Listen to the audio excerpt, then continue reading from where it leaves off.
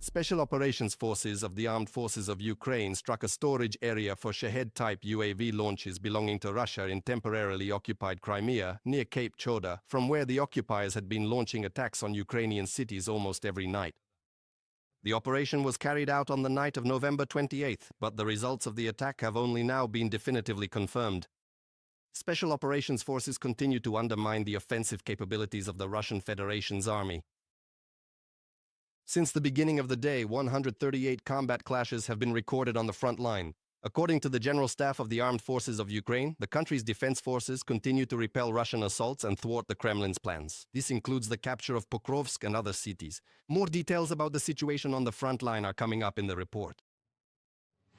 Russian troops continue to attack logistical routes in the POKROVSK area, but Ukrainian soldiers do not consider this a sign of encirclement. The soldiers report only isolated instances of the enemy appearing near the logistical corridors. Any enemy personnel from the occupying army are immediately eliminated. Russian forces continue to suffer losses, having become bogged down in urban combat. In Pokrovsk alone, Ukrainian forces eliminated 519 occupiers and wounded 131 last month. Such losses are equivalent to the size of an entire battalion, from the report of the 7th Rapid Response Corps of the Air Assault Forces in the Armed Forces of Ukraine, on Telegram. Since the beginning of the day, Ukrainian soldiers have repelled nearly a third of all recorded Russian attacks on the Pokrovsk sector of the front. The defense forces are also effectively conducting counter-sabotage operations in the Pokrovsk area. Enemy losses are being clarified. Here are these prominent whiskers, these sharp pincers. They are positioned quite close to each other, but there is absolutely no encirclement present. Moreover, as I fully understand it, if our formidable brigades that successfully finished off the enemy forces at Pilski continue acting in this very aggressive manner, if they keep advancing relentlessly in precisely the same direction, their powerful and decisive strike will be directly aimed at the vulnerable flank of this significant northern Russian salient. This particular Gerasimov crab might very well end up with its delicate legs completely torn off.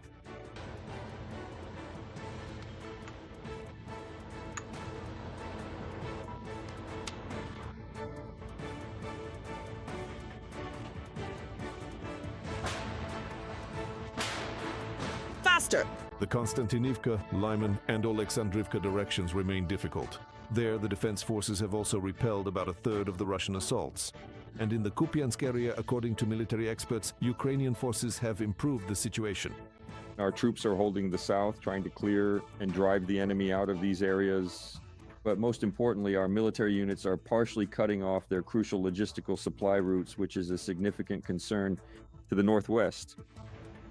And for them, this is already creating a serious situation regarding supply and logistics.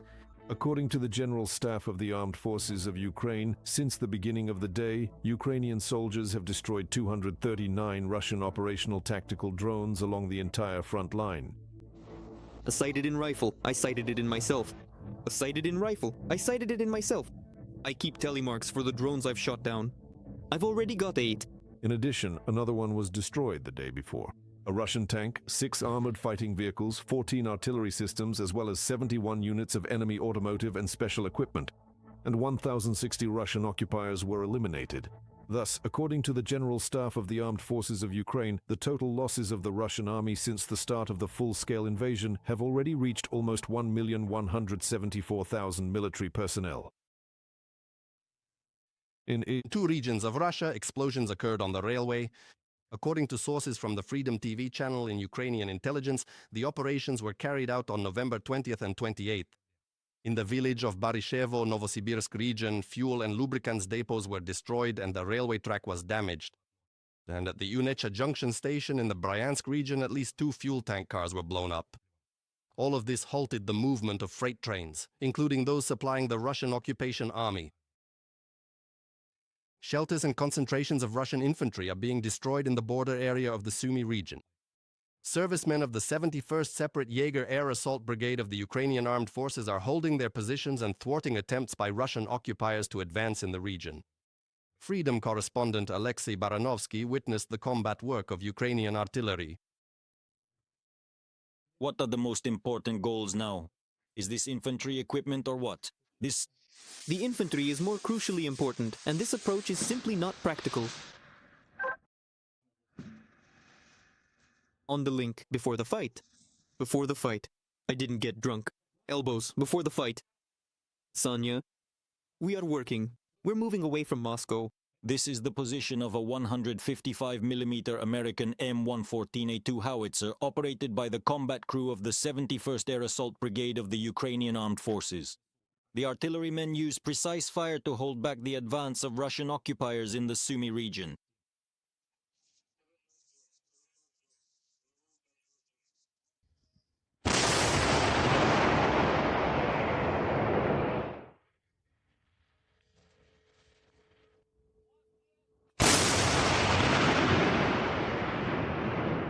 After firing at the coordinates, they camouflage the position and the gun. The soldiers themselves go down into the dugout to avoid being spotted by Russian reconnaissance drones.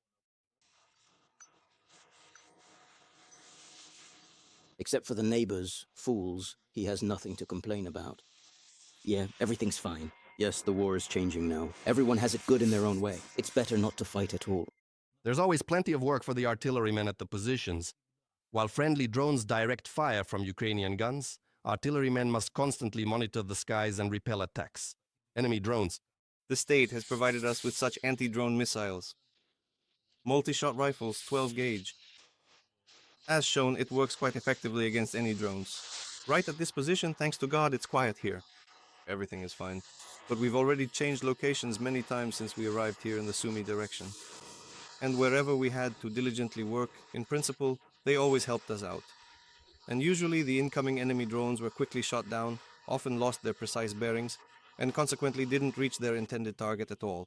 According to the Air Assault Forces Command of the Ukrainian Armed Forces, in more than half a year of operations in the Sumy region, the 71st Separate Jaeger Brigade alone has eliminated more than 3,000 Russian occupiers. The artillerymen of the unit have also made a significant contribution. The better the artillery works, the less work there is for the infantry. The safer they will feel. Alexei Baranovsky from the Sumy region for Freedom TV channel.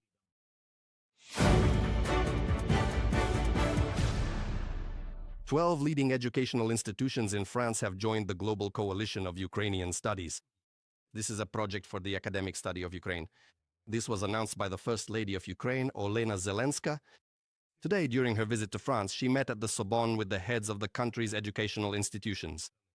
Zelenska emphasized that everyone needs quality education as an antidote to intolerance and modern barbarism. And the head of the French Foreign Ministry added that it is children who become the first victims of war. He also noted the initiative of the President of Ukraine, Bring Kids Back UA, thanks to which Ukrainian children deported by Russians are being brought home. This call, Bring Kids Back, is both a cry from the heart and an appeal for unity. Each of us here knows that the greatest treasure of a nation is its children. And each of us here knows that the first victims of war, wherever it happens, are children. Ukrainian children were torn from their families and forcibly adopted. Russia wanted to re-educate them and brainwash them so that they would become opponents of Ukraine. Of course, this attempt by Russia and Putin is meant to destroy the soul of Ukraine and its greatest treasure. Russia and Putin must be held accountable for their war crimes. This was stated by the European Commissioner for Justice, Michael McGrath. He emphasized that President Trump's desire to secure peace in Ukraine should not allow the Russian dictator to escape prosecution. If we act this way, allowing impunity for these crimes, we will be sowing the seeds for the next wave of aggression and the next invasion. We cannot neglect the rights of the victims of Russian aggression and Russian crimes. Millions of lives have been taken, people have been forcibly displaced, and we have enough evidence. Michael McGrath, European Commissioner for Justice, in an interview with Politico. US President Donald Trump expressed optimism about reaching a peace agreement in Ukraine. On board the plane while returning from Florida to Washington, Tonon stated that he had spoken with Secretary of State Marco Rubio and Special Envoy Steve Witkoff after their meetings with the Ukrainian delegation. He emphasized that there is a good chance that an agreement can be reached. Mikhail Komodovsky will provide more details about the results of the negotiations. The U.S. Secretary of State noted that the talks here in Miami were very productive, and they became a continuation of the groundwork that had been laid in Geneva and over the past few days. But at the same time, there was something new in his tone, a noticeable change. Now he especially emphasizes that the task here is not only to stop Russia's military actions against Ukraine. According to him, it is important to achieve a level of security and stability for Ukraine that would make a new invasion simply impossible. In principle, Rubio emphasized that the negotiation process remains complicated. There are many moving parts, many changes, and far from everything has been brought together yet. But he said that Russia's participation is a necessary part of this entire framework, and therefore Steve Witkov's upcoming trip to Moscow takes on special significance, and how Russia will respond to the proposed peace agreements. According to him, a significant part of the preparatory work has already been done, and within the negotiating teams, cautious yet still optimism is growing. Nevertheless, he acknowledges that there are still many issues to be resolved, and there is still no clarity on whether the United States offered any new security guarantees for Ukraine during the round of negotiations in Miami. But both delegations stated that these negotiations were conducted in a constructive manner.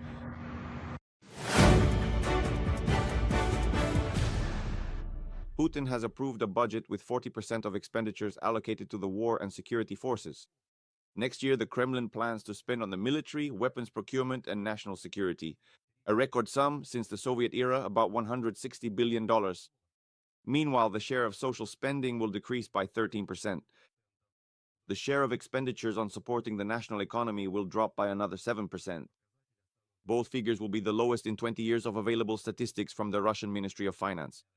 According to economists' forecasts, Russia's oil and gas revenues, after falling by 20% next year, are not expected to grow significantly.